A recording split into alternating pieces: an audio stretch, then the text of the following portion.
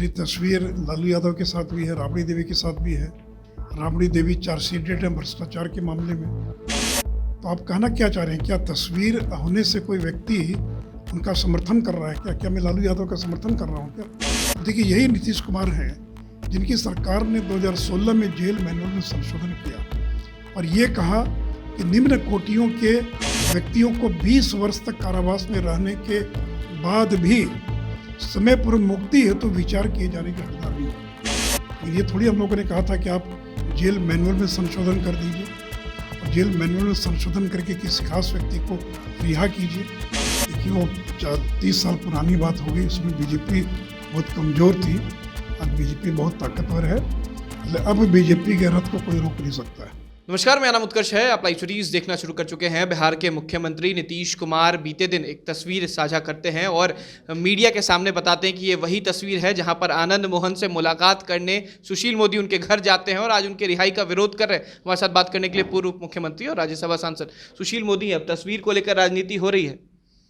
ये तस्वीर तो मेरी बहुत लोगों के साथ है। मेरी तस्वीर लालू यादव के साथ भी है, राबड़ी देवी के साथ भी है।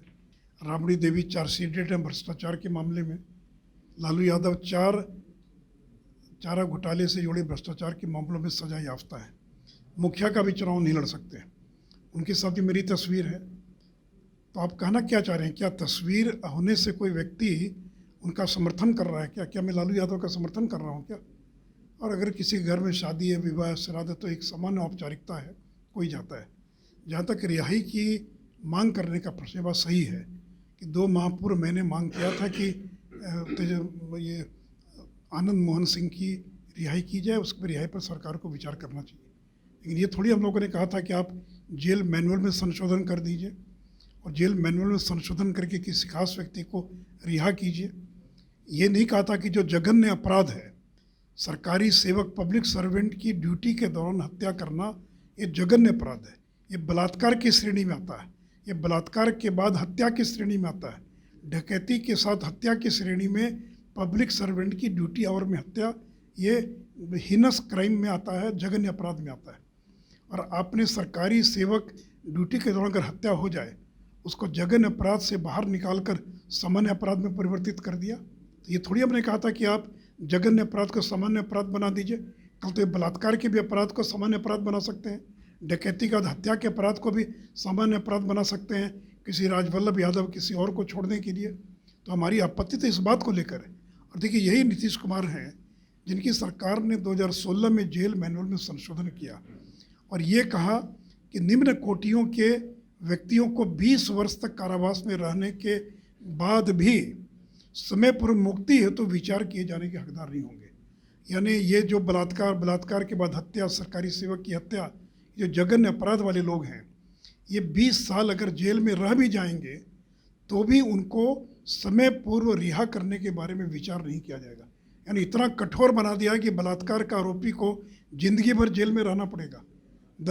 अगर डकैती के साथ हत्या हो जाती है तो 20 साल में जेल रह जाएगा तो भी रिहा नहीं किया जाएगा।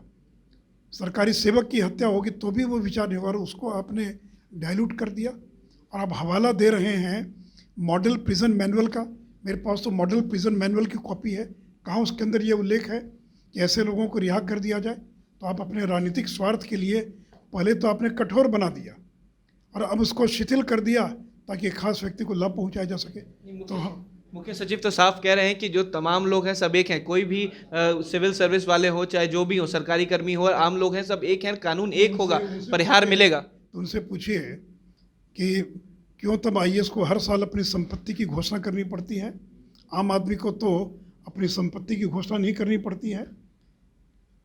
जो प्रिवेंशन ऑफ करप्शन एक्ट है, PC एक्ट, उसमें का भ्रष्टाचार से जुड़ा मामले पर कोई मुकदमा दर्ज होगा तो सैंक्शन के लिए, कॉग्निजेंस के लिए उसके ऊपर के अधिकारी से अनुमति लेनी पड़ेगी, तभी मुकदमा दर्ज होगा।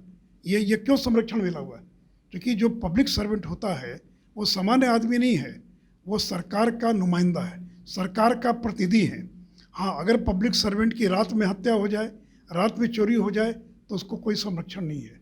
ड्यूटी के दौरान तो ड्यूटी वो ठीक से कर सके, निष्पक्ष होकर कर सके, बिना डर भय के कर सके, इसके लिए IPC में और बहुत तरह के प्रावधान, एक पूरा का पूरा चैप्टर जो है वो इसी बात के लिए है कि जिसमें प्रावधान किया हुआ है। तो पब्लिक सर्वेंट कोई सामान्य व्यक्ति नहीं है, वो पब्लिक सर्वेंट है, वो राज्य का प्रतिनिधि है। और इतना हास्यास्पद बयान दे रहे हैं मुख्यमंत्री, और ये आईएएस एसोसिएशन चुप्पी साध कर बैठा हुआ है।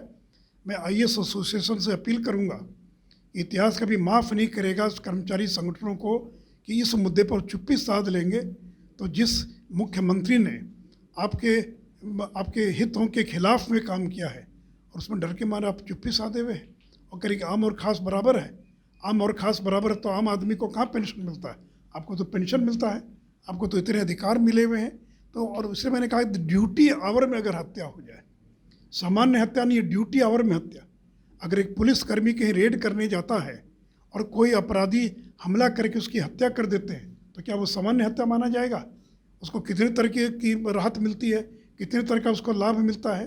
क्योंकि वो ड्यूटी आवर में अपने कर्तव्यों का निर्वाह करते समय उसकी हत्या हो गई, तो वो सामान्य और खास दोनों बराबर नहीं हो सकते। ये जो सरकारी कर्मचारी ड्यूटी के दौरान जो है वो आप और हमसे ज़्यादा ताकत उनके पास है, ज़्यादा अधिकार उनके पास रहता है। सवाल ये भी है, सासाराम में जिस तरीके से हिंसा हुई थी, उसके बाद आपके बीजेपी के पूर्व विधायक हैं, उनको गिरफ्तार कर लिया जाता है, सरकार के द्वारा देर रात गिरफ्तार किया जाता है। जवाहर प्रसाद को कैसे देखते हैं? जवाहर प्रसाद का नाम एफआईआर में था क्या? नहीं था एफआईआर में नाम, और 1 महीने के बाद गिरफ्तारी होती है। तो देखिए नीतीश जी का बयान तो 20 दिन पहले आ गया था कि इन दंगों के पीछे बीजेपी की साजिश है। अब उनको प्रमाणित करने के लिए बीजेपी के लोगों को जगह जगह गिरफ्तार करेंगे ताकि प्रचारित किया जा सके कि देखिए इन दंगों के पीछे बीजेपी का हाथ है। अरे जवाहिर प्रसाद जुलूस में शामिल था, राम भक्तों के साथ था। क्या जवाहिर प्रसाद ने अपने ऊपर खुद ईंटा फेंकवा लिया? अरे ईंट और पत्थर छतों पर किन लोगों ने इकट्ठा किया? किन घरों के अंदर बम विस्फोट हुआ? कहाँ से हमला हुआ? तो हमला करने वालों को गिरफ्तार करने के बजाय जिन पर हमला हुआ आप उन्हीं को गिरफ्तार कर रहे हैं।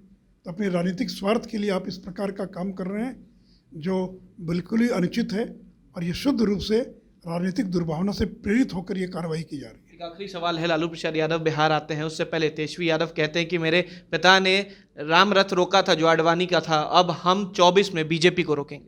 देखिए वो 30 साल पुरानी बात हो गई, उसमें बीजेपी बहुत कमज़ोर थी, आज बीजेपी बहुत ताकतवर है।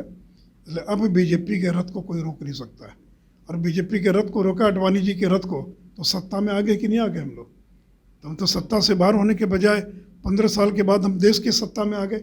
अटल जी प्रधानमंत्री बन गए, अब तो नरेंद्र मोदी बन गए। तो जितना हमको रोकेंगे उतना लंबे समय तक हम देश की सत्ता में और लोगों की सेवा करेंगे। चलिए बहुत बहुत शुक्रिया। ये थे हमारे साथ पूर्व उप मुख्यमंत्री और राज्यसभा सांसद सुशील मोदी। कहा कि जितना रथ और जितना हमको रोकेंगे हम उतना ही आगे बढ़ेंगे। और जिस तरीके से आनंद मोहन की रिहाई को लेकर जो बातें सामने आ रही थी उसको लेकर भी कहा कि जब आम और खास अलग हैं तो क्यों जो आईएएस अफसर हैं और जो सरकारी कर्मचारी हैं उनको पेंशन दिया जाता है उनमें भी बदलाव करें। और जानबूझकर सरकार ने अमेंडमेंट करके आनंद मोहन को रिहा किया। फिलहाल खबर में सिर्फ इतना ही। आप हमारे साथ बने रहें। हमारे चैनल को सब्सक्राइब नहीं किया तो एलसेल कर ले। बहुत बहुत धन्यवाद।